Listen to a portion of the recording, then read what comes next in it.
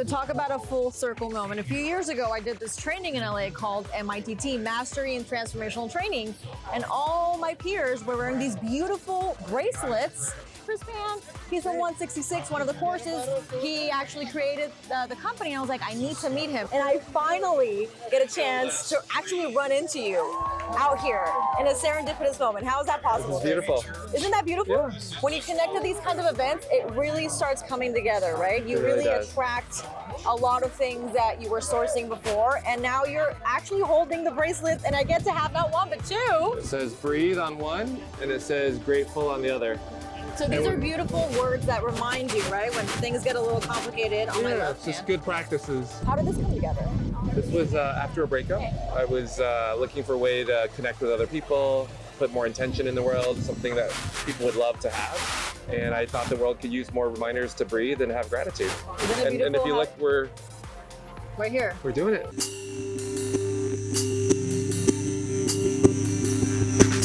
The Mass Meditation Initiative just happened, which is why we're so zen right now. Yeah. No wrinkles. We're completely in the moment. Are you zen? Because I don't know if I'm zen. No, he was standing the whole time. I was sitting there being present, watching my thoughts. You were just like, all right, what's next? What's next? What's next? Well, That's Humberto in a nutshell. I do a standing meditation. Standing meditation.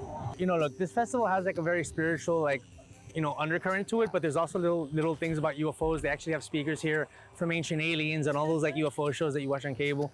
I was gonna say, a lot of people think this is woo-woo, right? They don't follow this. Either way, whatever your beliefs are, when you come here, you will definitely feel a shift in the frequency, a shift in consciousness, and whether you go back tomorrow to your old beliefs, there's something that happens that makes you really completely present in this collective energy and the camaraderie, right?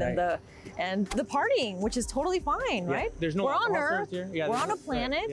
We should have fun every once in a while. Okay, have you ever heard of Maitreya? Never in my life. Okay, so Maitreya is like the word for the return of Christ that a lot of these Vedic, the Christ Messiah kind of, thing is like a world teacher. So there's all these world teachers. Right. So the next world teacher that comes, which is basically part of the same thing, is Maitreya. So Share International, they're an organization that kind of like evoke that. They talk a lot about like the UFOs and stuff like that. But the crop circles, which are so famous. Yeah, they're really into that. Well, and what I love about this particular movement, because they actually are linked more towards the source. There's a lot of New Age movements, and there's a lot of odds and ends. But really, the source is the Theosophist. So look, if you look at the emergence of the world teacher, right? They include Jesus. They include, Hinduism. And this is Madame Blavatsky right here. She's the one, the New Age movement was really started by a woman. A lot of people don't realize it because it was her along with a couple other people that were with her that decided to go look for the source, right? Yeah. She was, a mystic back in 1875. A lot of this is really gets into like the source of this whole New Age movement, which is really old and ancient and brings everything back. So, but it's finally resonating with people.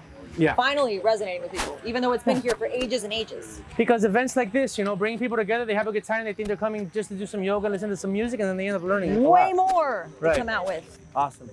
Okay, so you're ahead of the game. How old are you? I'm 20. Okay, good. So, a lot of You're an old soul. Yes. A lot of people find their spirituality a little later, right? Like, how do you find this path? It started actually in therapy. I'm just beginning to forgive my parents. And that was the moment I had really strong with forgiving my dad. And then just beginning to start loving myself. And just this last year, I met someone who loved me for who I was, for who I am. And it was like this eye-opening moment that if someone else can love me for who I am, then why can't I? Hell yeah. You do another place. That's an moment. We love you too.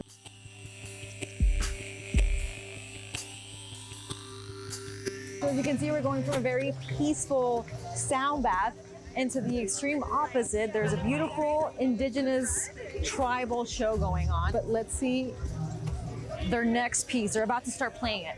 Follow me.